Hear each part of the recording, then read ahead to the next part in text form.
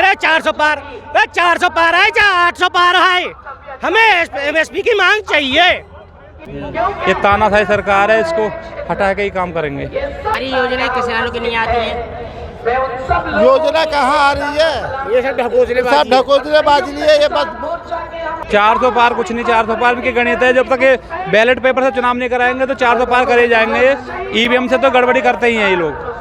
Delhi border ऐसे seal करते किले बिछा रहे हैं और उद्योगपतियों के लिए इनको शर्म आनी चाहिए, डूब के मर जाना चाहिए कि हमारे किसान भाइयों के साथ ऐसा करा, मतलब कि रोडों पे कीले बिछा दी, पूरे बॉर्डर सील कर दिए। अगर ये अपना आंदोलन नहीं करेंगे, दिल्ली नहीं आएंगे तो कहाँ जाएंगे? और अगर हम शहीद हो जाएं, हमारे बच्चे शहीद हो जाएं तो उन्हें शहीदी का दर्जा मिलना चाहिए। इस वक्त हम दिल्ली के रामलीला मैदान के अंदर मौजूद है। भारी तादाद में किसान यहाँ पर मौजूद है। इनसे बातचीत करेंगे, किन मांगों को लेकर ही आए हैं। क्या नाम है आपका? मेरा नाम हरिंदर यादव है। अच्छा, आप रामलीला मैदान में किन मांगों को लेकर आए हैं?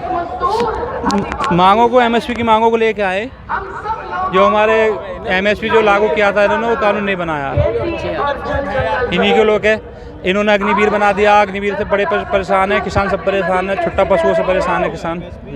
ये तानाशाही सरकार है, इसको हटा के ही काम करेंगे। अच्छा, सरकार तो इस बार कह रही है 400 पार।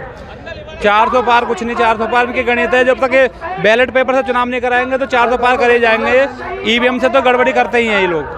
ईवीएम में गड़बड़ी है, अगर ईवीएम हटा दी गई तो आपको लगता भाजपा सरकार बनेगी? तो 40 भी पार ना कर पाएंगे, 40 भी पार ना कर पाएंगे।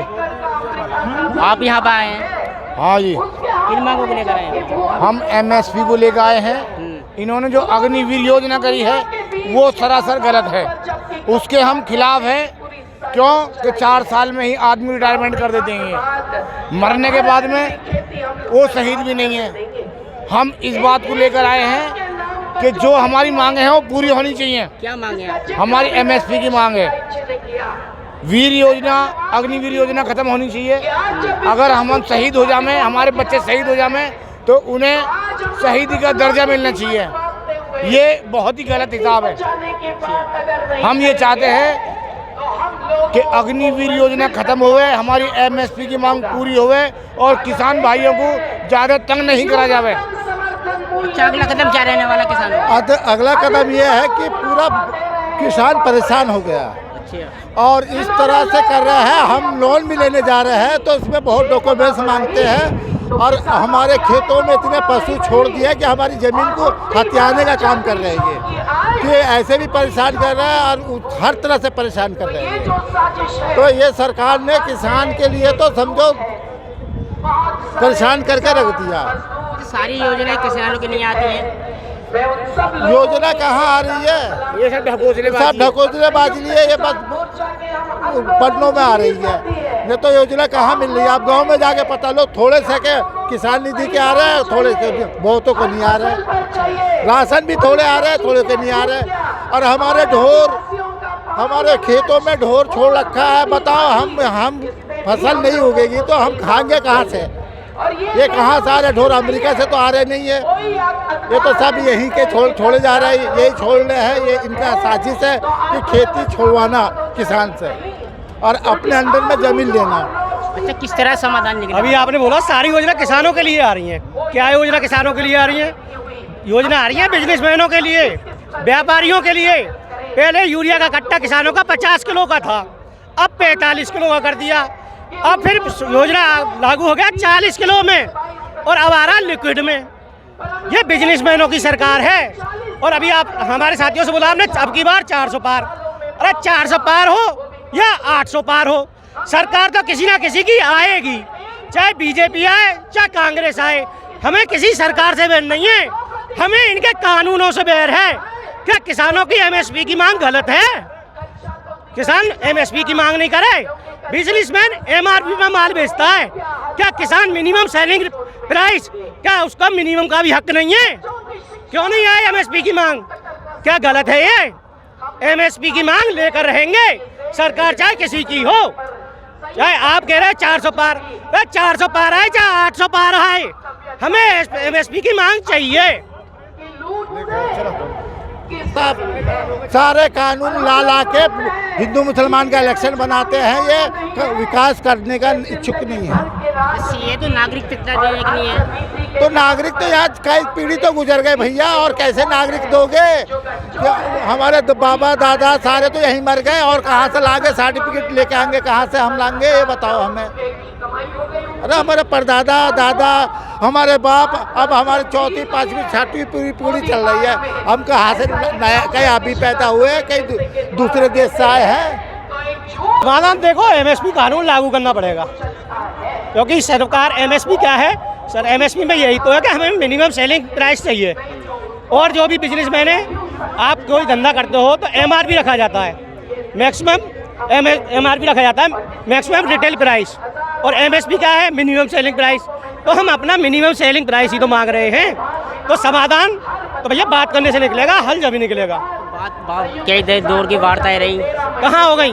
13 महीने आंदोलन चला था, कानून वापस लिए थे, तो जब आज तक इन मोदी जी ने एक भी पंचायत मीटिंग नहीं करवाई, क्यों नहीं करवाई जी? तो ये मजबूरन कदम उठाना पड़ा है दोबारा दिल्ली घेरने के लिए,